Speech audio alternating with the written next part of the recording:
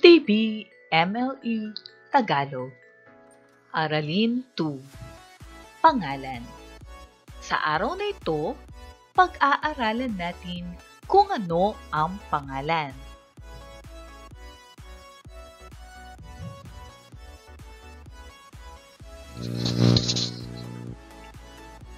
Kasanayang pagkatuto, MELCS at CODA. Classify or name words into different categories.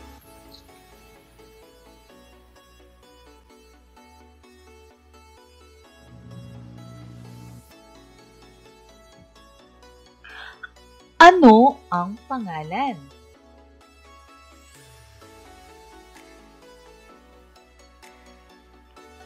Ang pangalan ay salita o bahagi ng pangungusap na tumutukoy sa ngalan ng tao, bagay, hayop, lugar, at pangyayari.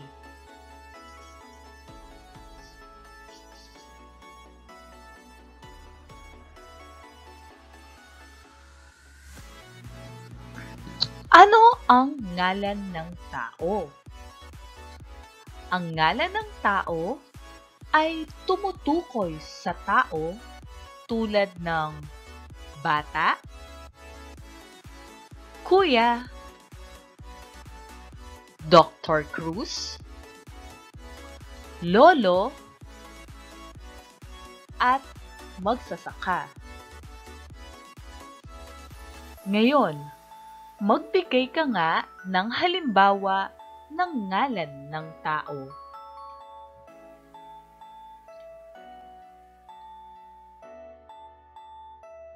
Magaling.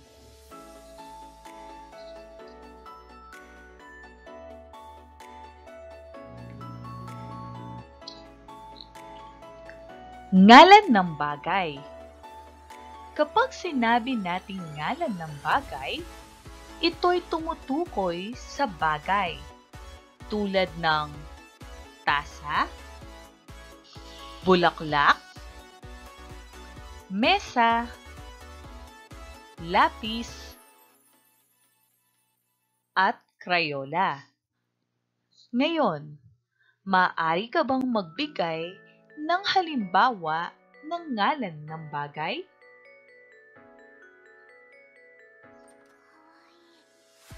Magaling!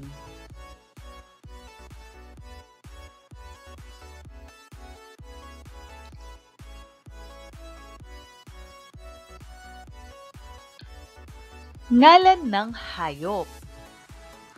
Ito ay tumutukoy sa mga hayop tulad ng aso, kalabaw, kambing, baka, at manok. Maaari ka bang magbigay ng halimbawa ng ngalan ng hayop?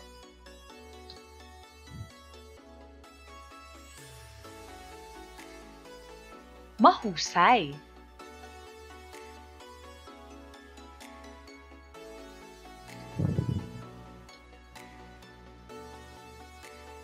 Sunod, ngalan ng lugar. Ano nga ba ito?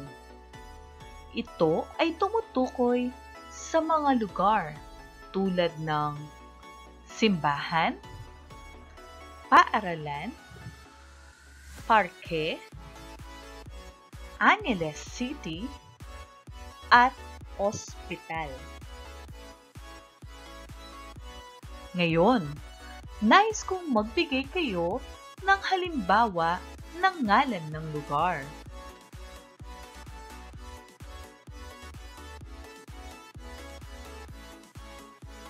Mahusay!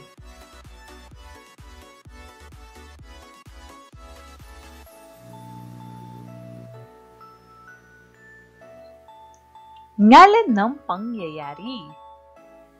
Ito naman ay tumutukoy sa mga pangyayari tulad ng Pasko, Bagong Taon,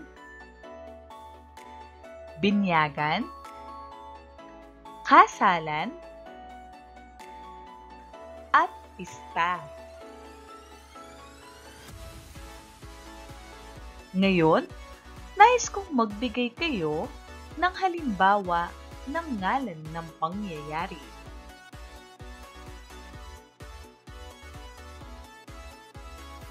Magaling!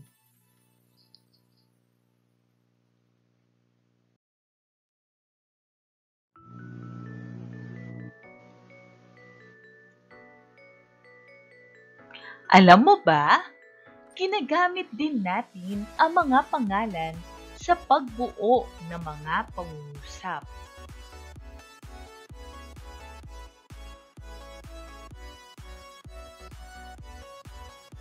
Ngayon, handa ka na ba sa mga gawaing binuo ko para sa iyo? Pero bago mo sagutin ang mga gawaing ito, marapat lamang na sundin ang mga sumusunod na tagubilin.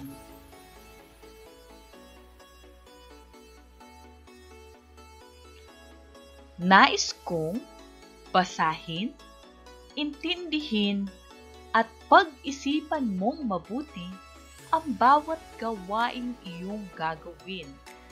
Maliwanag ba?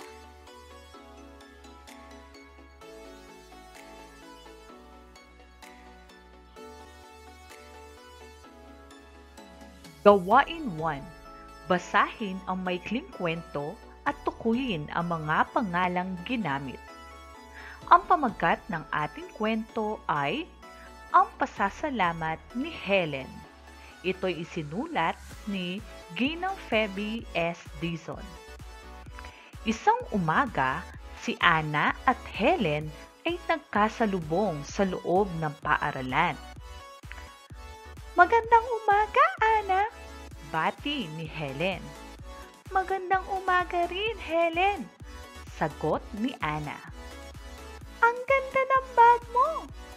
Sabi ni Anna kay Helen. Oo, pinili ito ng tita Edna ko. Pinili niya rin ako ng sombrero at sapatos. Pinili niya ito sa mall. Paano kaya ako makakapagpasalamat sa tita ko? Tanong ni Helen kay Anna.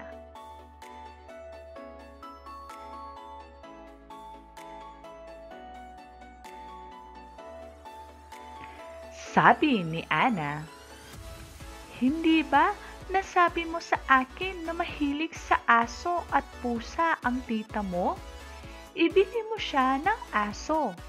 May nagtitinda malapit sa simbahan ng apong Mama Kalulu tuwing Biyernes.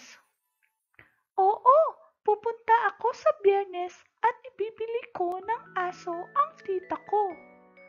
Maraming salamat. Mag-ingat ka. Pagpapaalam ni Anna kay Helen.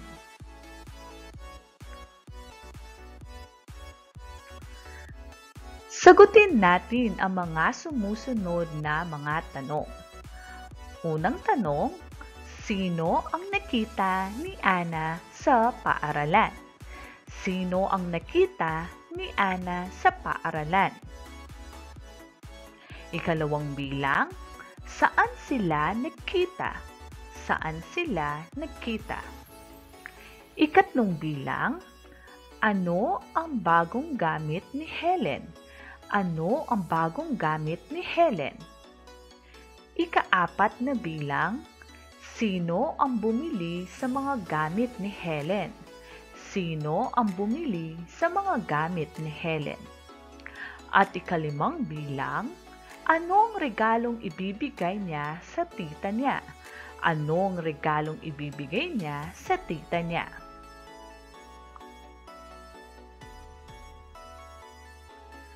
Gawain 2. Isulat sa wastong hanay ang mga pangalang nasa loob ng kahon ayon sa kategorya o pangkat na kanilang kinabibilangan. Narito ang mga pangalan. Una, Ana. Ito ba ay tao, bagay, hayop, lugar o pangyayari. Ikalawa, pusa. Ikatlo, kaarawan. Pang-apat, bag. Panlima, paaralan. Pang-anim, simbahan. Pang-pito, EDNA. Pang-walo, sapatos. Pang-siyam, mall. Panlabing-isa, sombrero. Panlabing-dalawa, aso. At panlabing-tatlo, Helen. Isulat sa wastong hanay ang mga pangalang nasa loob ng kahon ayon sa kategorya o pangkat na kanilang kinabibilangan.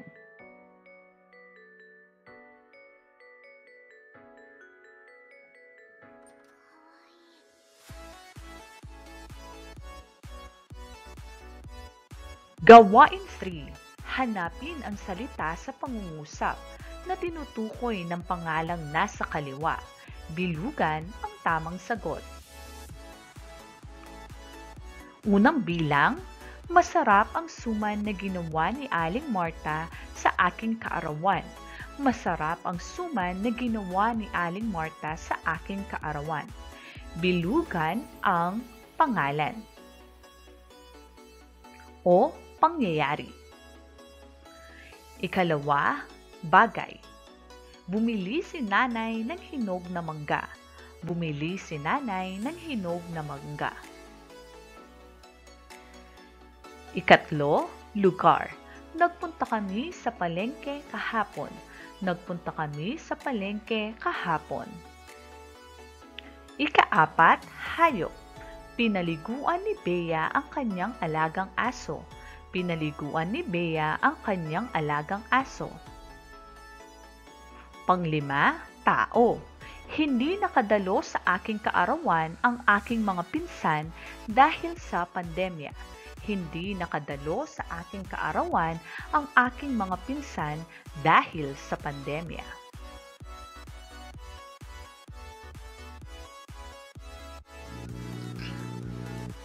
Para sa ating gawaing 2, nais kong isulat ang T kung ngalan ng tao. Letrang B naman kung ito ay ngalan ng bagay. H kung hayop, L kung lugar, at P kung ito ay pangyayari. Maliwanag ba? Uulitin ko. Kung ito ay ngalan ng tao, isulat ang titik T. Titik B naman kung ito ay bagay. H kung hayop, L kung lugar, at titik P kung pangyayari. Number 1. Basket. Number 1, basket. Number 2, paaralan. Number 2, paaralan. Number 3, baboy. Number 3, baboy. Number 4, pista. Number 4, pista. At number 5, Ginang Arlene Hoven. Number 5, Ginang Arlene Hoven.